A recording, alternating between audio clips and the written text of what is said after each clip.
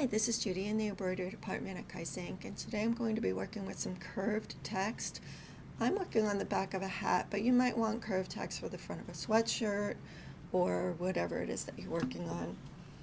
So I'm going to choose this letter symbol over here and click on my canvas and just type some text. Now I can choose my font right here. If I open this menu, it'll open up all my fonts. And also I'm going to consider the length of my text. So right now I have it selected so I can see it's 3.8 inches wide. The height of my letters is 0.395. Let's make them a ½ inch. Now I'm 4.8. That's a little too big, I think, for the back of a hat. 3.9, that's a nice size for the back of a hat, and I can center this text by hitting 0, 0 up here in the left-hand corner, and now it's centered on my canvas. Now I can change the curve of the text in this menu here. So you can arc it, you can do different things with it, and also further down here, you can do all these different things with your text as well. Grams, you could just do curved text, you can squeeze it, bloat it, all different kinds of things that you can do with your artwork down here.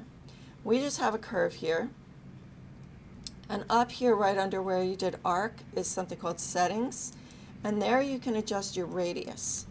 So let's try 2.5, and if you have a photograph of your garment that's already hooped, it would be helpful to upload that photo, and you would go to File, Import Graphic, and then you can put it in the background, and you can actually make sure that you're matching the curve of whatever your garment is. So the other thing that you should do if it is going on the back of a hat is to select your text and use this third symbol that says break apart, and all your text is separate here. It's all individual letters actually. So what you want to do now is select it all and go to sequence, and you want to click center out. You can see it over here on the right side of your screen, the order that it's going to sew. So it's going to sew from the center out, which is always what you want to do on a hat. So I hope this helps, and good luck with the back of your hat. Thanks for watching.